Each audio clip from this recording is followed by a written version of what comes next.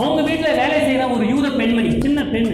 அந்த அம்மா என்ன பண்ணுறாங்க, 5:3 அவள் தன் நாச்சியாரை பார்த்து, என் ஆண்டவன் சமாரியாவில் இருக்கிற தீர்க்கதரிசனத்தில் போவாரானால் நலமாக இருக்கும், இவர் அவருடைய குஷ்ரோகத்தை என்ன பண்ணுவார், நீக்குவார் அப்படின்னு சொல்றாரு. இது சொன்ன உடனே அந்த எஜமான் என்ன பண்ணுறாரு, நீ எல்லாம் ஒரு வேலைக்காரி, நீ வாங்க நான் தலை அப்படி சொல்லலை.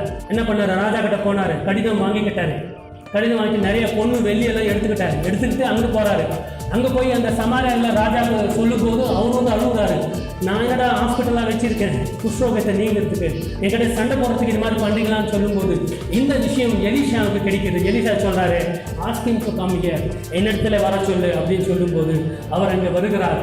வந்து பார்த்த உடனே எலிஷா சொல்கிறாரு, போய் யோர்தான் நதியில் போயிட்டு என்ன பண்ணு, 7 முறை நீங்கள் என்ன பண்ணு, குளித்து எழுந்துரு, இன்னும் சுகமாக இவரு கோவம், நான் யாரு, நான் எவ்வளோ பெரிய ஆடு, நான் எங்கேருந்து வந்திருக்கிறேன்.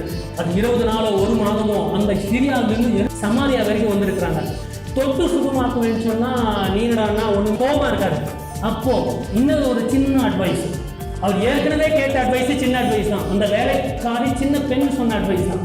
இன்னொரு சின்ன அட்வைஸு, கோபம் திரும்பி போகும்போது அந்த ஊழியக்காரன் சொல்கிறார், ஏற்ற காலத்தில் அந்த ஊழியக்காரர் சமீபத்தில் வந்து அவனை நோக்கி, தகப்பனே இந்த தீர்க்கதரிசி ஒரு பெரிய வேலை செஞ்சால் சொல்லியிருப்பேன்ல, செஞ்சிருப்பேன்ல, அவர் சொன்னது சின்ன வேலை தானே, செஞ்சுதான் பாரு, சின்ன ஆலோசனை செய்திருப்பான் என்று சொல்லும்போது அதையும் அந்த நாகமான் கேட்கிறான். நல்லா பாரு, எவ்வளோ சின்ன ஆலோசனை, 2 பேர் சொன்ன சின்ன ஆலோசனை. அவங்க 2 பேர் அந்த நாகமானுக்கு சமம் இல்லை, அவங்க கீழே இருக்கிறவங்க.